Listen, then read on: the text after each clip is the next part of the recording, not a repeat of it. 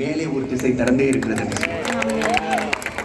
ஒருவேளை இன்றைக்கு 4 திசைகளும் அடைப்பட்ட நிலைமையில் நீங்கள் வந்திருக்கலாம். ஆனால் கர்த்தரை நம்புகிறவர்கள் ஒரு நாளும் வெட்கப்பட்டு போவே மாட்டார்கள்.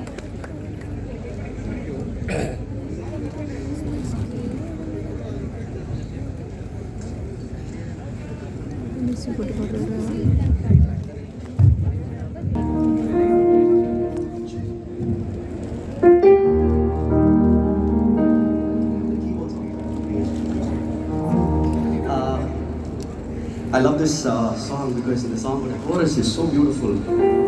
It says, கண்களை ஏறெடுப்பேன், கைகளை உயர்த்திடுவேன், உம்முகம் நோக்கிடுவேன், நான் வெட்கப்பட்டு போவதே இல்லை.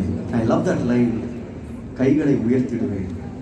இந்த கைகளை உயர்த்துறது எங்கே அப்படி நடக்கும் அப்படின்னு சொன்னால், வார் டைமில் நடக்கும். இந்த யுத்தத்தில் கரங்களை உயர்த்தினா அர்த்தம்னா இட்ஸ் மார்க் ஆஃப் சரண்டர். எதிரிக்கு முன்பதாக கையை உயர்த்திட்டா அது என்ன அர்த்தம்னா, என்கிட்ட ஒன்றும் இல்லையா, நான் நிராயுத பாணியாக நிற்கிறேன், என்னை விட்டுரு அப்படின்னு அர்த்தம். ஆனால் அவங்க விட மாட்டாங்க. கரங்களை உயர்த்தினா திரும்பி கரத்தை கட்டி பின்னாடி கட்டி பிடிச்சி இழுத்துட்டு போயிடுவாங்க. ஆனால் இதை உலக மனிதருக்கு முன்பதாக கரங்களை உயர்த்துறது. ஆனால் தேவனுக்கு முன்பதாக ஒருவன் கரங்களை உயர்த்தினான்னு சொன்னால் ஆண்டவர் அவனை ஒரு நாளும் தர இழுக்கிறவர் இல்லை, கரங்களை பிடித்து கண்மலையின் மேல் உட்கார வைக்கிறவர்.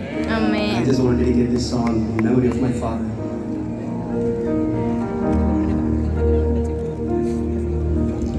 கிழக்கும் மேற்கும் வடக்கும் தெற்கும் அடைப்பட்டு போனாலும் அணையும் என்று நான் எண்ணிய அக்கினி 7 மடங்கானாலும், கிழக்கும் மேற்கும் வடக்கும் தெற்கும் அடைப்பட்டு போனாலும் அணையும் என்று நான் எண்ணிய அக்கினி 7 மடங்கானாலும், என் கண்களை ஏறெடுப்பேன், என் கைகளை உயர்த்திடுவேன், உம்முகம் நோக்கிடுவேன்,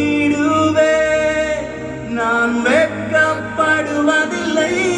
கண்களை ஏறெடுப்பேன், என் கைகளை உயர்த்திடுவேன், உம்முகம் நோக்கிடுவேன், நான் வெட்கப்படுவதில்லை.